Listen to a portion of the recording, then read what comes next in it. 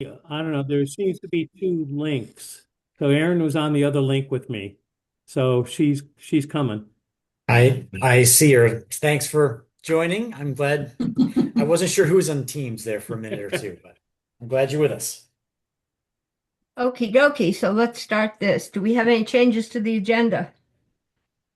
I don't have any. Okay. So the secretary's report approved the minutes of the July 27th meeting. I'll move approval. Second. Any discussion? I have one correction on the last page, item 8A2, Act 166 clarifies farming is, I think that's supposed to be exempt from local zoning Yep. requirements. Yep. Yep. And I will also note two guests' names were misspelled, so we'll correct that in the final version.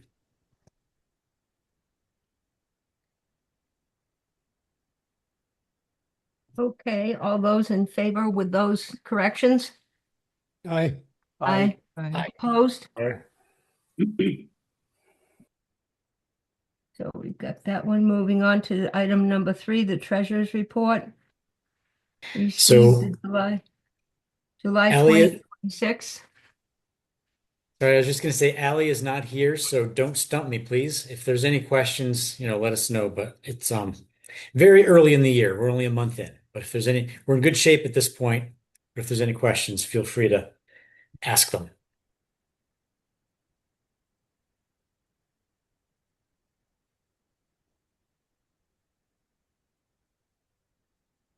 I would move approval. Second. Any further discussion? All those in favor? Aye. Aye. Aye. Opposed? So moved. There we go. Item number 4, the Brownfields program. SRDC subgrant for the removal of NAPL under the slab of J&L. Do you want to do the honors? Sure. So I think in your packet you had a brief overview of what we're asking for.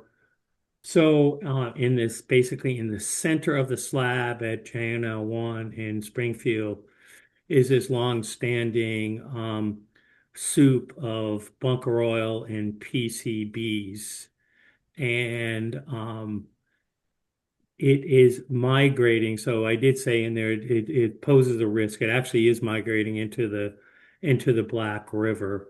So the way this substance is that it's quite viscous. And so the plan is they're bringing this firm in from Texas, and they're going to the inject the plume with this biodegradable solvent and a surfactant. The biodegradable for solvent is going to make it more liquid, so it can be pulled out of wells that are there or going to be installed, and then the surfactant kind of makes things join together. And so that's what's happening there. The Brownfield Steering Committee met on August 18th to discuss this, and they recommend that the board provide $350,000 in a subgrant to SRDC to do this work. And then if you look on the bottom of the page, you'll see that the cleanup expense is roughly around a little over $1 million. The Vermont Petroleum Cleanup Fund is providing $659,000, and then the balance is with us.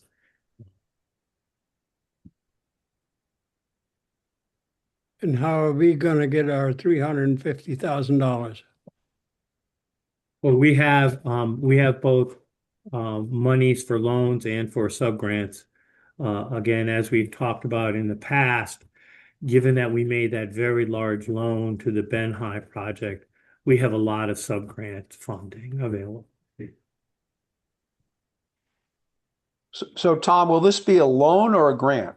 It's a grant.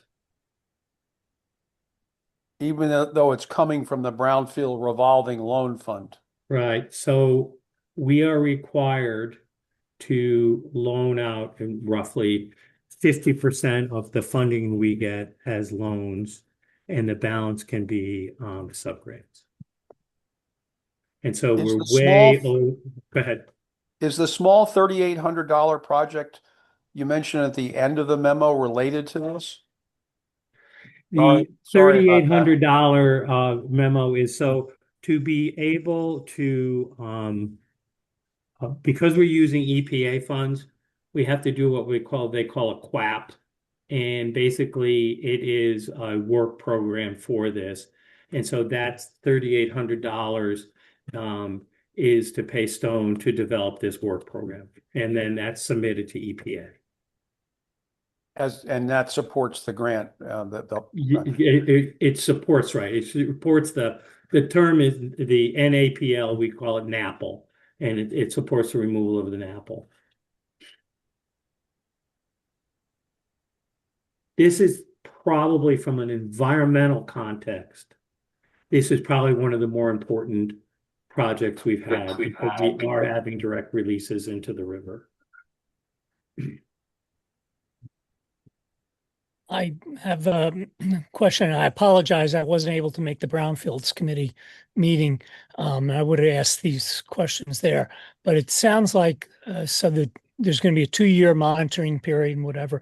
After that 2 years is over, is the property going to be able to be developed at that point, or is there going to be more steps after that?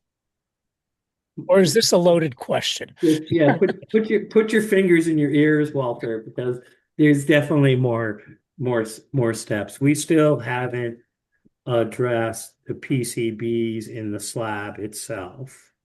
On a positive note, we did get agreement from historic preservation. So if people drive by now, you see the frame that's still standing. We call that the north end. We were initially required to keep that frame, and now they said, no, we can take it down. We're going to have a very small section at that part where we'd have what looked a replica of the frame, and then also documentation and photographs. So so the reason I'm bringing that up, that now will make it easier or facilitate us to do that end of the slab. That's that part where the cafeteria used to be and so on is not as highly contaminated as other parts. We did find 2 years ago when we were doing work, the brick that there's a brick short wall, and we found that there's asbestos in behind that brick, so we're going to have to remove that. But outside of that, it would be available for cleanup, so we thought it would be good. So that's what we're working on right now with SRDC in the state, is to try to come up with a phased approach. And continuing on, you said in your memo about it affecting the Tunerville Trail. So does that mean that the Tunerville Trail is on hold for 2 years while this is? No, and Jason can answer this as well. So what we have done now is we have started the process to apply for an Act 250 permit. Several months ago, we asked for a jurisdictional opinion. We believe that statute says if you have a corrective action plan, Act 250 doesn't have jurisdiction. They disagreed with us, so we're moving forward with assembling all the information we need to submit an Act 250 application. So we're working with an engineering firm to do that work. And Jason, you may want to add to what I've just said. Yeah, we're despite them, we think, being wrong, we're moving ahead with the Act 250 amendment application, and this firm Bowman, who's working on the bike path, they're working on the application with us. That project is very, very, very slow, but we're hoping that we can get it done within a year or two. So, we'll see how that goes. Don't hold your breath. But this cleanup is not holding it up even further. No, no, I mean, there's ways of, we'll make sure that a monitoring well isn't going to be right in the direct path of the bike path. I mean, there will always be monitoring wells on that site. There will always be wells there, but yeah, so. Sounds like a Superfund site. Next questions. Not a question. That wasn't a question. It's a very difficult site, just like many other sites in Springfield, given the past uses.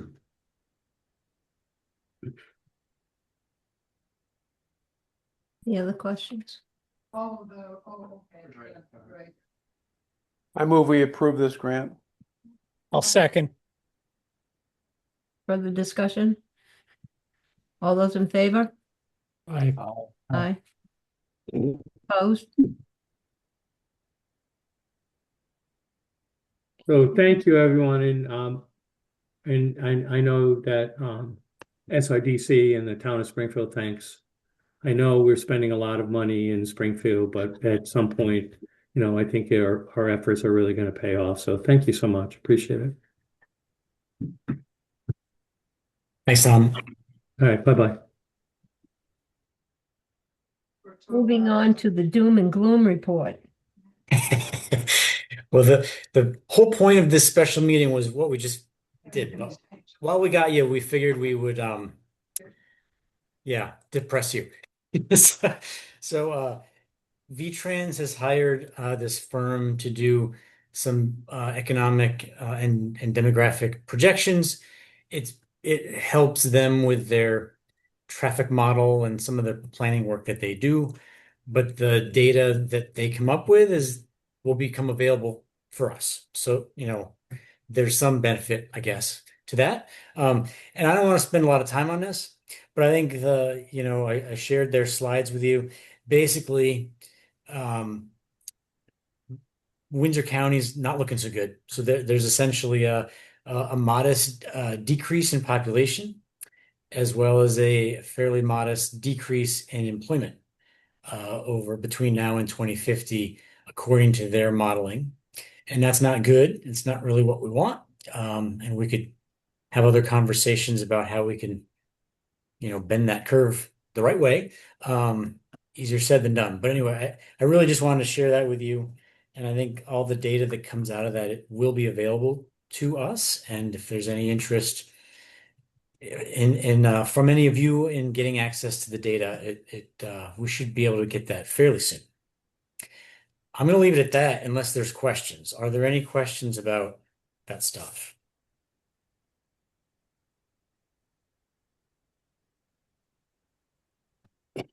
Jason, I have one real quick. Given this information, is this going to affect the housing targets? Well, Yeah, they should, right? So yeah, part of, as I think you have observed from our public hearing last month and other things, there's been some grumpiness with our housing targets. I think generally they're out of reach. They don't seem like they're realistic. I don't know that they will change as a result of this work, but they are definitely at odds with each other. One saying we're going to see a decrease, one saying we got to have 12,007 new houses built by 2030. So something's got to give. Projections are never perfect, but I do hope, I don't know what the plan is. I do hope that we will, at the state level, be revisiting the housing targets at some point soon. Did they look at kind of the partner? I'd be curious if New Hampshire is seeing this drastic of a change in their population and employment. Are they comparing to our neighboring states, or I mean? I didn't get a clean answer on that because of where we're located. Maybe the Upper Valley is more important in some ways than, say, Rutland County. I don't know. It depends on your perspective. I think they were trying to look at external forces but it doesn't really talk about, say, Lebanon. So I don't know. Short answer, I don't know. Thank you. So with the projections of reduced employment and lower population, shouldn't that translate to lower targets? Right. Like I think that's what Julie was getting at. You'd think so, right? But it's not. This is VTrans's effort. The housing targets were Agency of Commerce and Community Development and VHFA. They're kind of two separate departments. They're separate from each other, but it does suggest we need to revisit those targets. So that's out of my control, but it's a conversation we're going to have. So Vermont departments don't coordinate or talk together. Again, just a statement, not a question. Yep. Yep. Anything else? I mean, modeling is never perfect, right? So hopefully they're wrong. But we'll see. But certainly I'd say we've been pretty stagnant since the mid 2000s, and I think this is more or less that same picture, if not a little slightly worse, moving forward. So I think the more important question is, what can we do to make things better? And I don't know, but some further conversation on that. Well, I don't know if anybody saw the story this morning. I forget where it was about how household size is decreasing. So essentially, when you think of those housing targets as household sizes decrease, you actually need more houses to serve the population as it already is.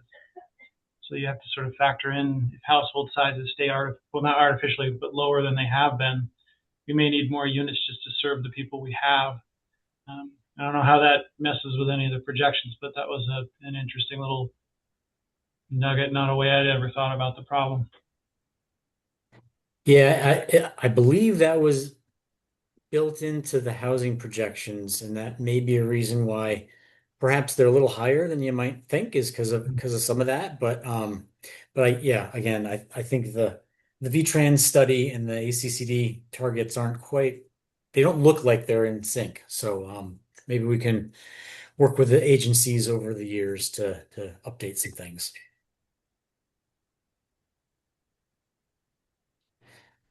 Anything else? Okay, we can move on to old business, regional plan. So for What's the those of word? you, sorry, go ahead, Kathy. I'm sorry. What's the word? Well, we're still waiting, but so the board adopted it last month. We then, as quickly as we could, got it into the Land Use Review Board. They have it, and it's looking like we're scheduling a hearing probably in early October. So they'll be coming to town at that point. Once we have a firm date, I'll let you all know. Hopefully things will go smoothly, but who knows? That once they review stuff, they might have an issue. Who knows? At the same time, we submitted our regional plan to the Department of Public Service because we did update that enhanced energy part of it. So they're also reviewing it at the same time for that energy determination thing, which is really a separate and distinct thing. So we got a couple of those reviews coming up, and we'll see how that goes. At the same time, we're starting conversations with Reading and potentially others, but we're starting with Reading to talk about, South Reading. Could there be a future village center there? And start to talk to them about some of their concerns in the rural parts of their town in the regional plan. So again, we adopted it. We're moving through the state review processes, but we're also thinking about future amendments in the very near future. So we'll keep you up to date on that as that comes up. And if anybody has any questions or concerns that come up from your town or otherwise, please do let us know, because again, we can much easier and quicker do some amendments here. So if there's something wrong, we can fix it. So Jason, in early October, are they going to come to MARC and discuss with you I mean, are they going to go point by point through the whole thing and say what they find as weaknesses? Or is it going to be a video thing? Or are they going to get to you in writing? How do they respond to this?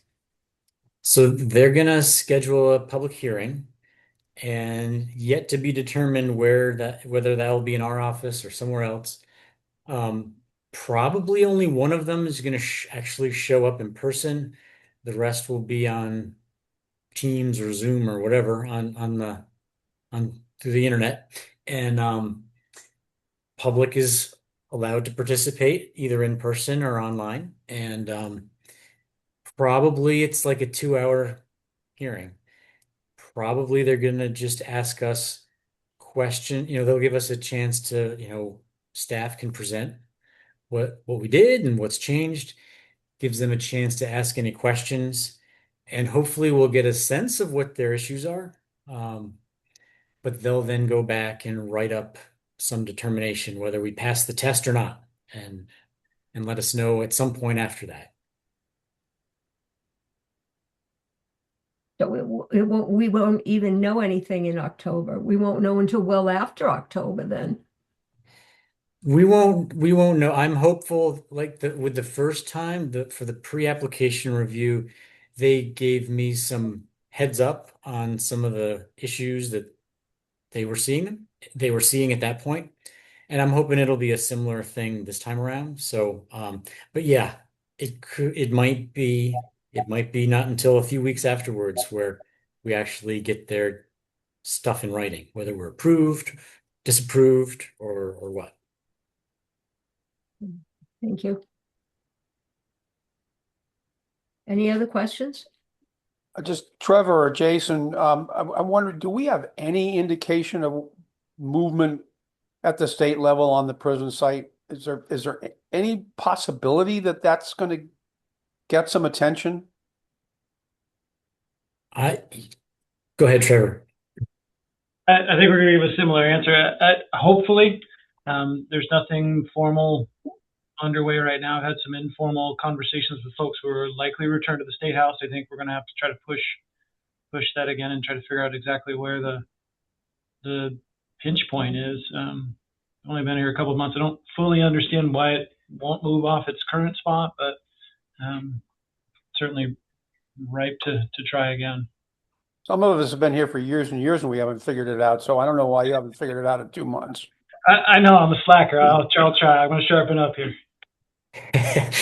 I will say that I've been trying to schedule a meeting, Trevor and myself, with Senator Joe Major, and I haven't had any success with that yet. So, he might have a re-election campaign going on. So, but he's a supporter of housing there. So I'm hoping to meet with him and we can talk a little bit more from his perspective. I think Alice Emmons, who's also running for re-election, is more of a keep it a corrections facility in that camp. So I think we should work with her as well. So stay tuned.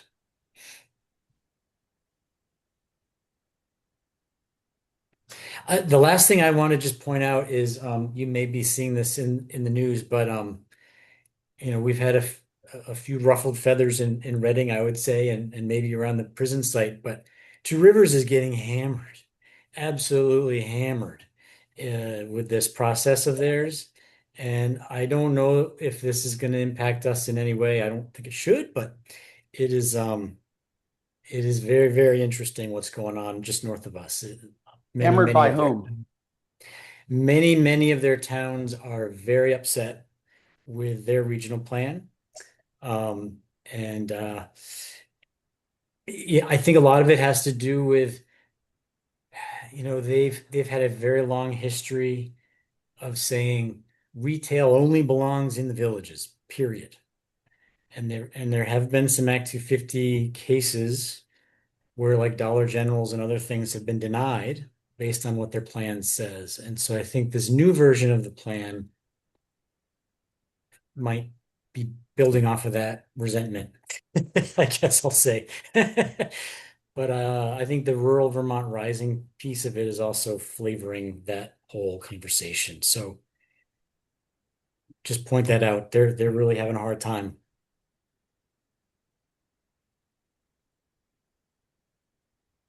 Well, if we escape that, it'll be testimony to you and your staff staying as closely as possible in tune with the towns and trying to support their positions. If Two Rivers is not in sync with its communities, they probably deserve what they're getting. I'm not going to comment on that, but that may be true. I would point out that one of the conversations is a lot of people are complaining about the quote unquote mandatory language in their regional plan. And my brief commentary is that for a couple of decades, we've been instructed by the courts and state agencies and others that if you want your town plan or your regional plan to have any input, any meaningful input in Act 250 or Section 248, you got to have mandatory language. I think the moral of the story, though, is what is that language and is it reasonable? To me, that's the bigger question. But I will point that out because you may be seeing that in the newspapers.